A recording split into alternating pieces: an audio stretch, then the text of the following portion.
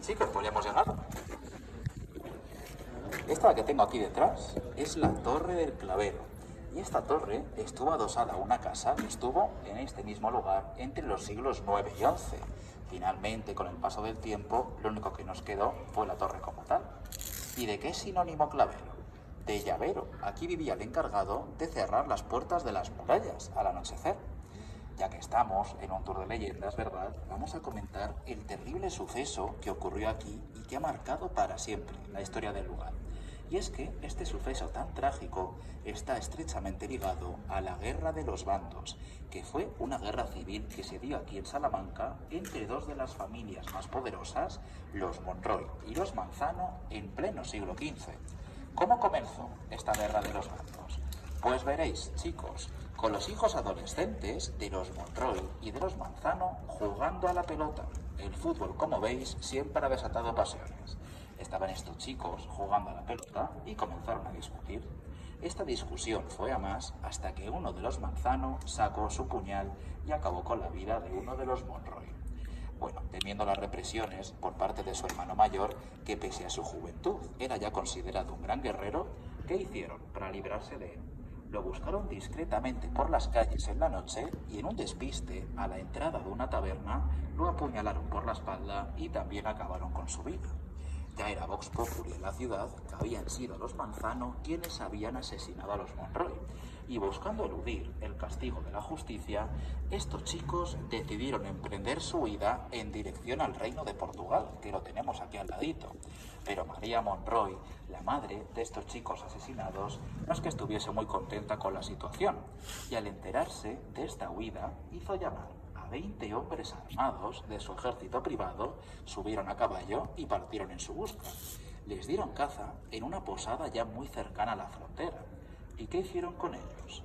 Los arrastraron fuera de esta posada, los arrodillaron en el suelo, ahí mismo les dieron la oportunidad de confesarse y acto seguido los decapitaron, clavaron sus cabezas en unas picas y regresaron triunfales a Salamanca.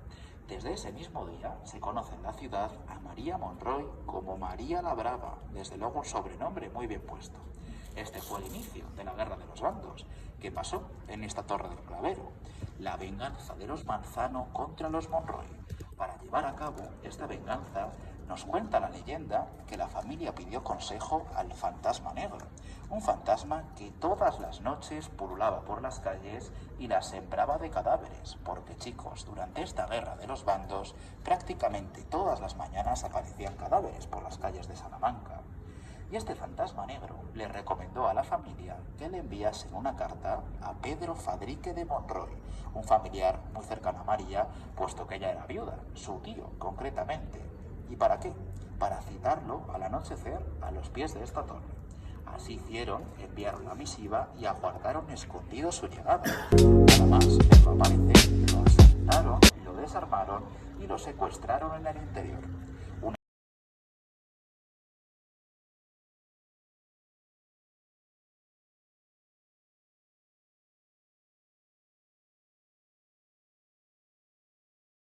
En el convento, que estuvo en este mismo lugar en el siglo XV, se trataron asuntos de suma importancia, pero ya no solo para la historia de España, también para la historia de la humanidad, puesto que en ese convento se reunieron Cristóbal Colón e Isabel la Católica para estudiar, chicos, la viabilidad de su proyecto hacia las Indias Occidentales.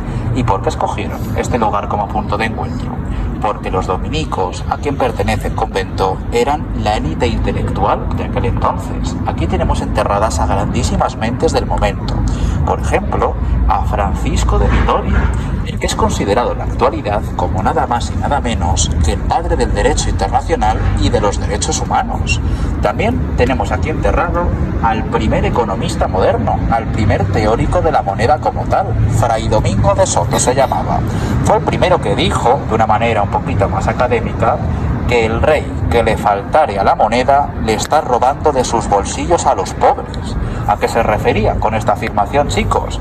Algo que estoy seguro que os es familiar: la inflación, que con las mismas monedas tenemos mucho menos poder adquisitivo, ¿verdad? Después Domingo fue confesor personal del emperador Carlos, estaba muy bien relacionado.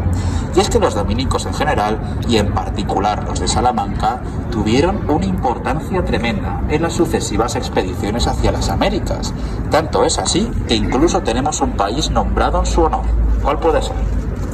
Santo Domingo. República Dominicana, efectivamente. Mira, chicos, la española fue rebautizada por Diego Colón como República Dominicana en honor sobre todo a los dominicos de Salamanca. Fijaos en esa placa que tenemos ahí. A Fray Diego de Leza, gloria de la Orden de Santo Domingo y de la Universidad de Salamanca, protector constante de Cristóbal Colón. Él fue el enlace, chicos, entre el priorato del convento, la universidad y la propia realeza. Era el consejero en materia académica de los propios reyes católicos. Y bueno, fueron misioneros allí. Se trajeron consigo una enorme cantidad de objetos que además se conservan de una manera extraordinaria. Ya quisieran muchos museos.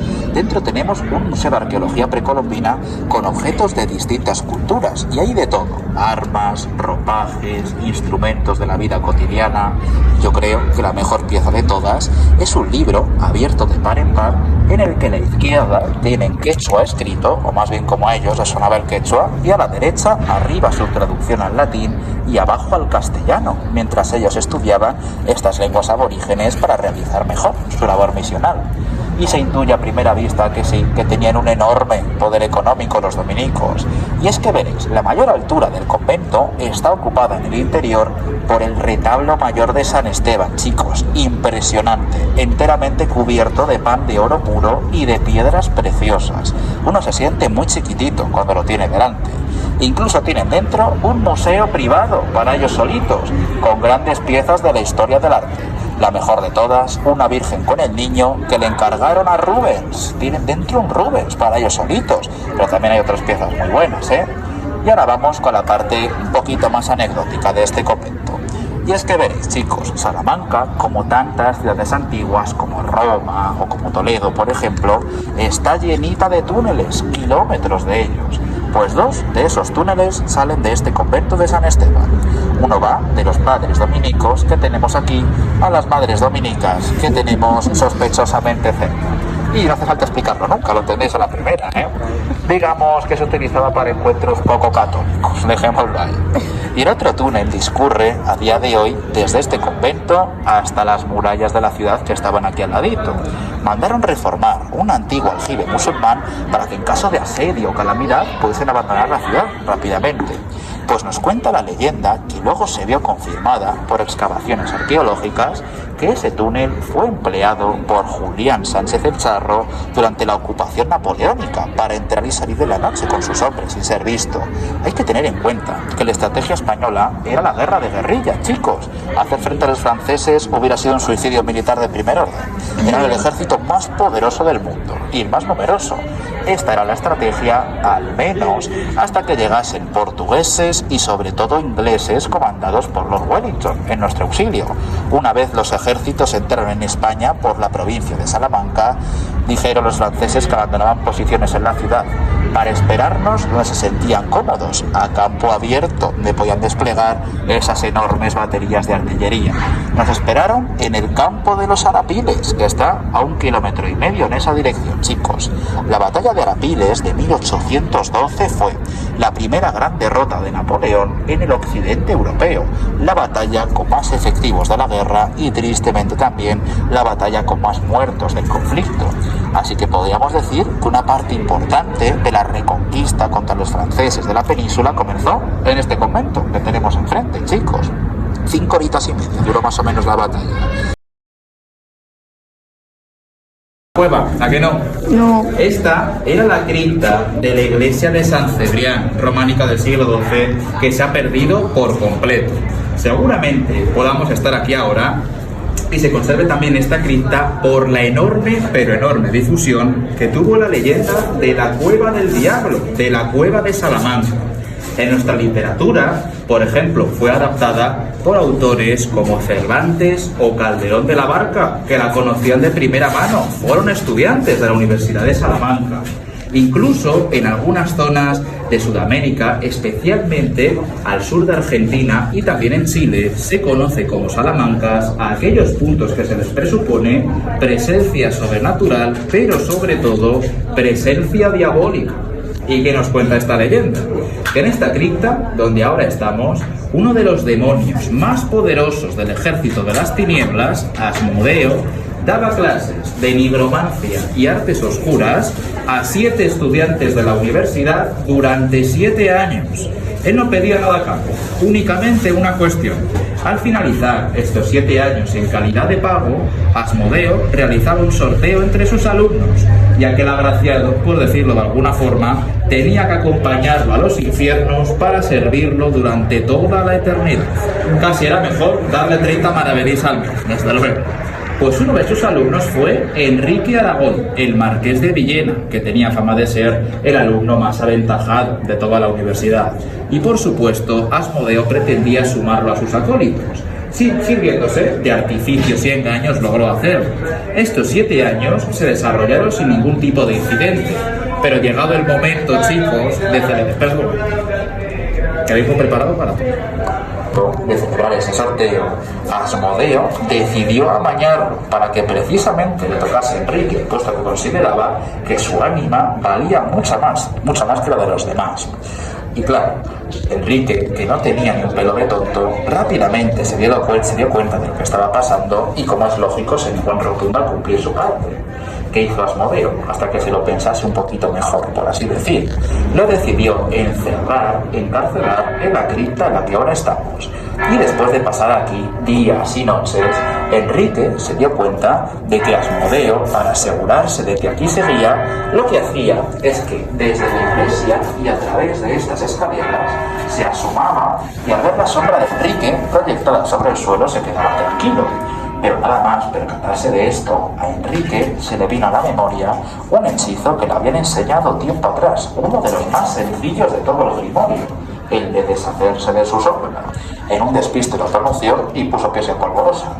Y Asmodeo, al regresar a la cripta y ver en el suelo la sombra de Enrique, pero no a Enrique, se sintió tan humillado por haber sido vencido por el ingenio humano que decidió abandonar Salamanca ya para siempre. Esta, chicos, es la leyenda del juego del diablo. Pero ¿qué viso de realidad?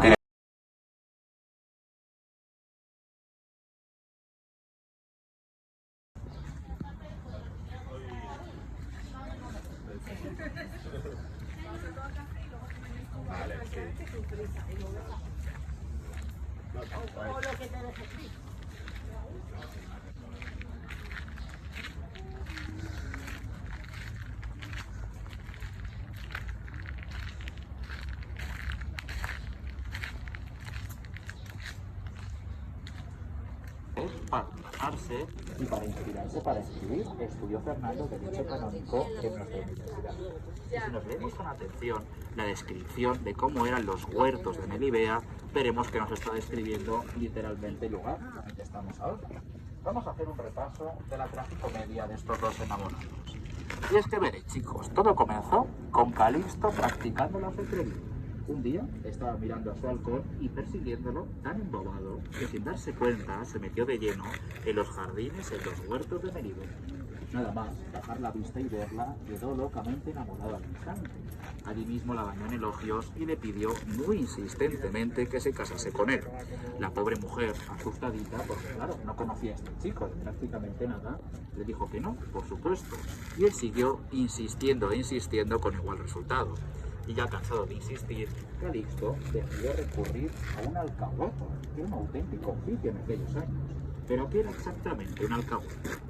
Era una mujer experta en las artes amatorias, por decirlo finamente, que cuando llegaba a la madurez procuraba encuentros discretos entre los jóvenes y durante estos meses del cortejo espiaba a ambas familias, recababa información y la ponía a la venta. Por supuesto, a cambio de un suculento saco de monedas.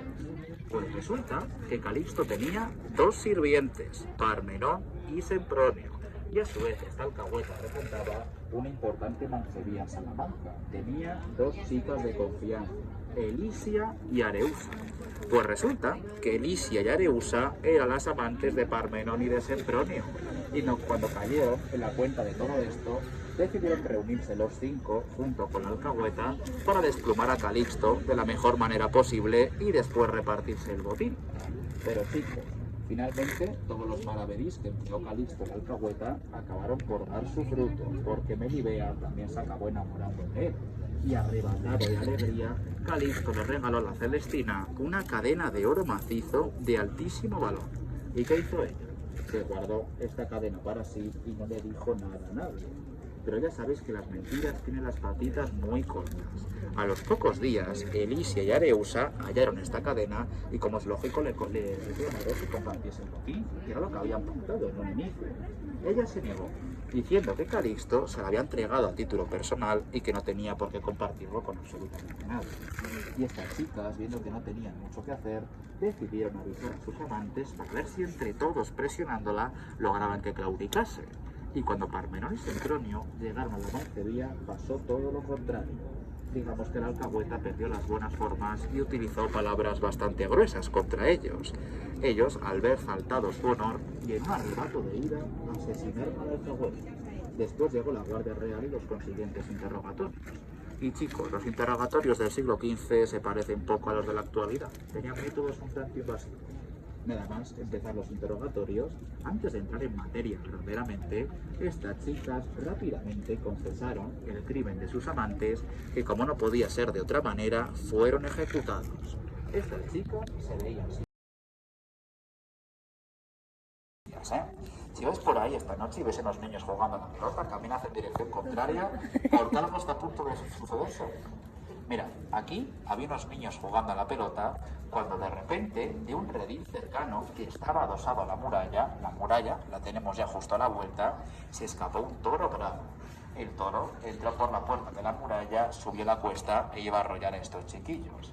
Esta escena la presenció San Juan de Sahagún, el patrón de Salamanca. ¿Y qué hizo Juan? Se colocó delante de estos niños y, según el toro cargaba enfurecido hacia ellos, puso el brazo en ristre y le espetó: «¡Tente, necio!».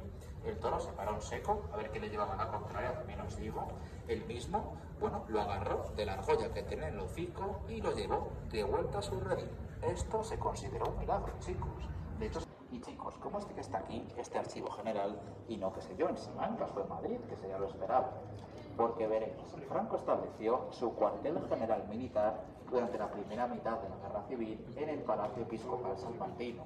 Aquí se remitía documentación incautada a la República para que la Junta de Guerra examinase, pero también documentación del propio bando nacional por la misma razón, para que la Junta de Guerra examinase la documentación, modificase órdenes militares o bien las sellase y ya les diese el visto bueno. Pero claro, cuando comenzaron a asediar a Moscardó en el Alcázar de Toledo y Franco abandonó definitivamente la ciudad, ¿para qué diablos se iban a llevar montañas y montañas de papeles que ya no tenían ningún uso militar? Y fue con esa documentación con la que se fundó este archivo que tengo detrás. También tenemos dentro, chicos, fijaos, una exposición permanente de la logia masónica, con objetos reales que fueron incautados en época franquista.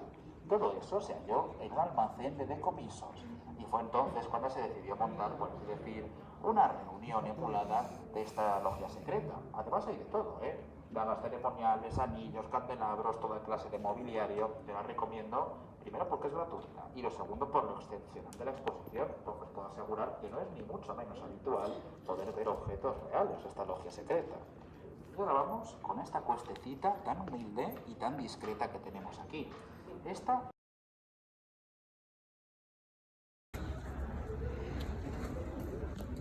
chicos, eso de ahí es la puerta de Carlos. No es la gran cosa, ¿verdad? Pero vamos a hablar de esa anécdota universitaria que aguanta.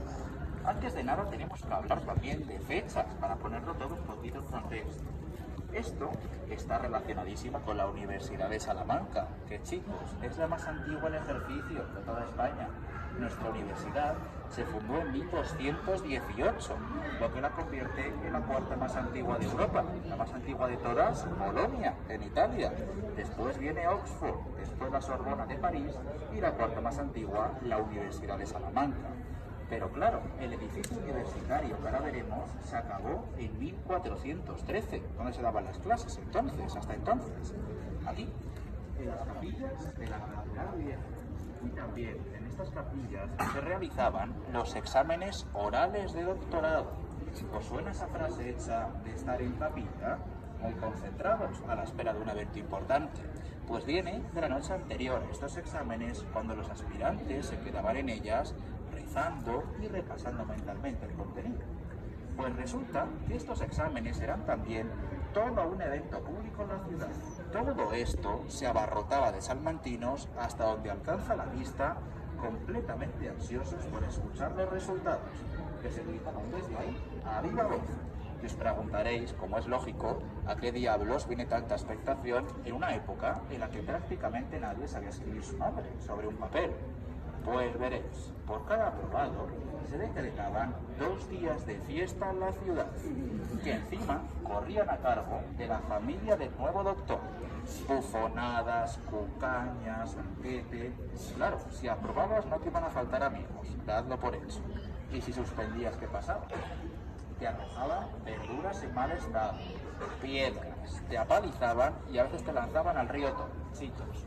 Hubo muchos disgustos y muchas muertes trágicas. El rectorado, para minimizar esto todo lo posible, decidió traer aquí carros para que los suspensos, nada más salir por esa puerta, se montasen en ellos y a través de la cuesta abandonasen Salamanca lo más pronto posible, porque además eran desterrados durante el tiempo que duraban las celebraciones. Se consideraba que no merecían participar en ellas. Y ahora nos quejamos de la selectividad, ¿verdad?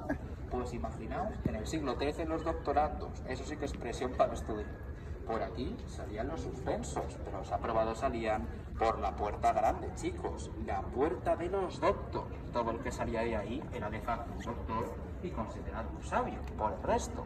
Pero no sé por qué le hemos cambiado el nombre a esta de aquí, porque me gustaba mucho más cómo la llamaban en la Edad Media. ¿Sabéis cómo la llamaban antaño? La puerta de los burros, por razones evidentes, por supuesto. Y chicos, ese es el Palacio Episcopal de Salamanca. Ahí se trataron asuntos de suma importancia durante la primera mitad de la Guerra Civil Española. Y ahora vamos a ver la fachada de la Universidad de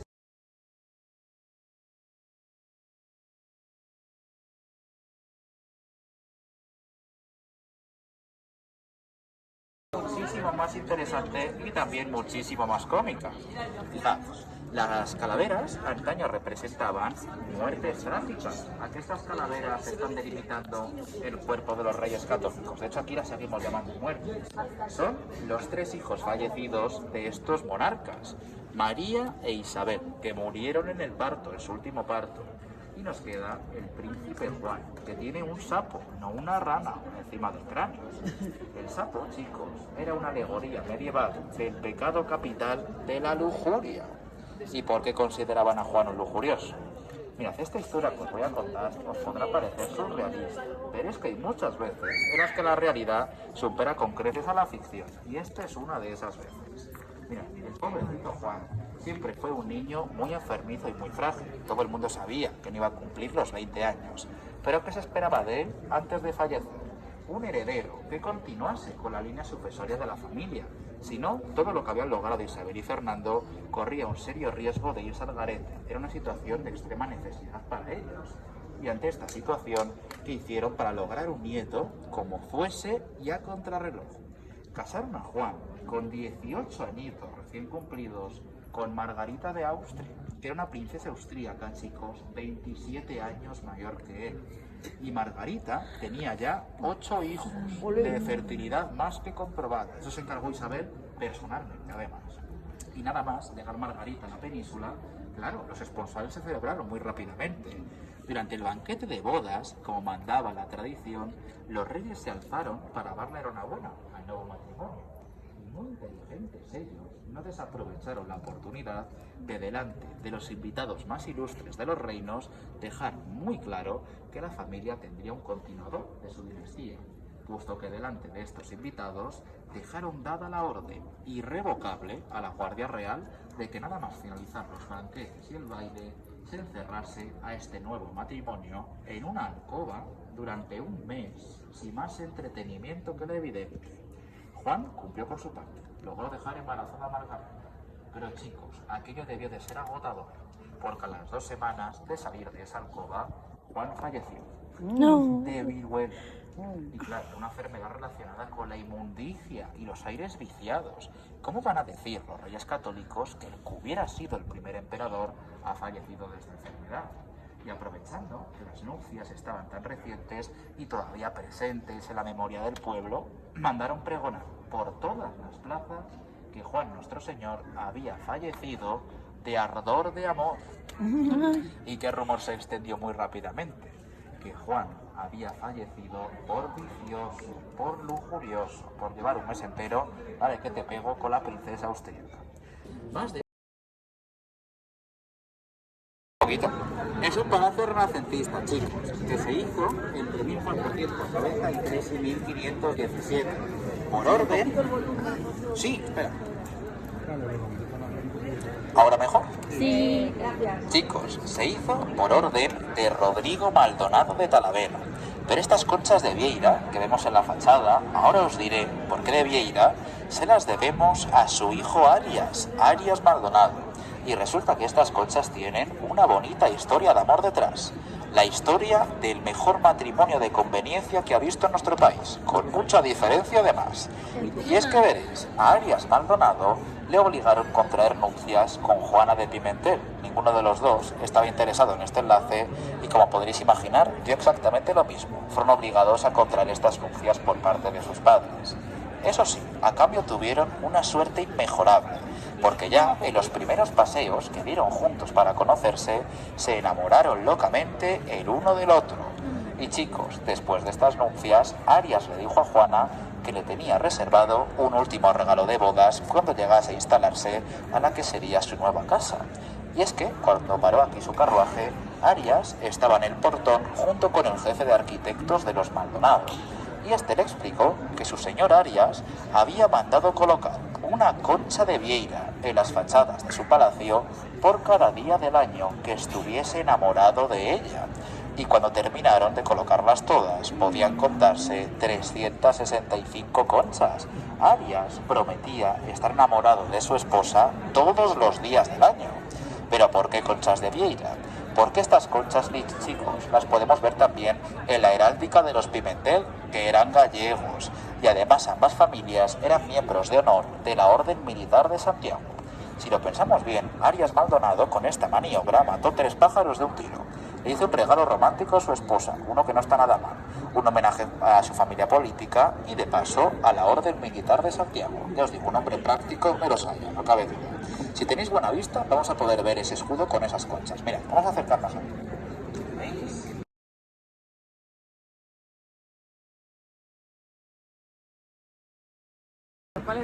Por aquí, que lo vais a ver mucho mejor. ¿Veis 4 calaveras, 4 muertes?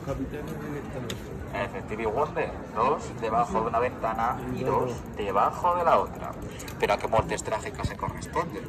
Pues nos tenemos que acordar de lo primero que hablamos en la visita, de la guerra de los bandos. Aquí vivía Elvira Marzano y de Elvira se enamoró Diego Monroy. Ella no estaba nada interesada en el enlace, sobre todo después de la mala relación entre ambas familias.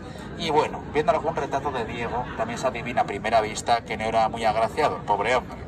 Elvira sabía que no podía conquistarla por las buenas, así que decidió hacerlo por las malas y planeó su secuestro y posterior huida. Para facilitar el crimen y que éste permaneciese en secreto, Diego decidió sobornar al criado de Elvira, Irictenio se llamaba. Cuando Irictenio estaba aquí un día, terminando con sus labores, vio aparecer por esta calle a Diego Monroy junto a 2 hombres de armas. Allí mismo cayó en la cuenta de las verdaderas consecuencias de lo que había hecho y fue cuando se arrepintió. Fue a confesarle su traición a Elvira. Y ella, que era una mujer tremendamente inteligente, le dijo: vamos a hacer una cosa. yo me voy a hacer la muerta y tú le vas a decir adiós. Y a los dos hombres de armas que lo acompañan le conoces el lugar donde la familia durante años hemos guardado nuestras riquezas y tesoros familiares, que al parecer, chicos, era una cueva o una gruta a la que se accedía desde el interior de esta vivienda. Pues no tenemos ni idea de lo que pasó aquí, porque, chicos, los dos hombres que acompañaban a Diego jamás llegaron a salir de la casa. A Diego Monroy se lo vio salir corriendo como alma que lleva el diablo para ingresar en un convento de clausura y hacer voto de silencio. Imaginad todos los rumores que se desencadenaron en Salamanca en el siglo XV. Y esto fue así hasta comienzos del siglo XVI, cuando Juan de Álava, el que hizo esa maravilla del convento de San Esteban, quiso instalarse en Salamanca, así que se remodeló esta casa para sí mismo. ¿Veis que pone ahí debajo de Juan de Álava? Durante el transcurso de estas obras, él y sus hombres hallaron 4 cadáveres. 2 llevaban el blasón de los Monroy en la coraza, eran esos 2 hombres que acompañaban a Diego. ¿Y los otros 2 cadáveres, chicos? Pues los otros 2 cadáveres estaban decapitados. Muy probablemente fuesen esos Manzano que ajustició María Monroy y muy probablemente la familia pagó a algún grupo mercenario para que recuperase sus restos en secreto y así les pudiesen dar cristiana sepultura, es decir, en suelo consagrado y mediante el debido rito en esta cueva o en esta gruta donde guardaban sus tesoros. Y digo esto por 2 cuestiones. La primera, porque no hay ninguna otra explicación para hallar aquí 2 cadáveres decapitados. Y la segunda, chicos, porque ya sabéis que la religiosidad en la Edad Media era la columna vertebral de la vida en todos los aspectos. En la mente de una persona medieval, negarle a cualquiera, y más todavía a un allegado, esta cristiana sepultura era el equivalente a negarle también la entrada al purgatorio y por supuesto al paraíso. Su alma quedaba vagando en este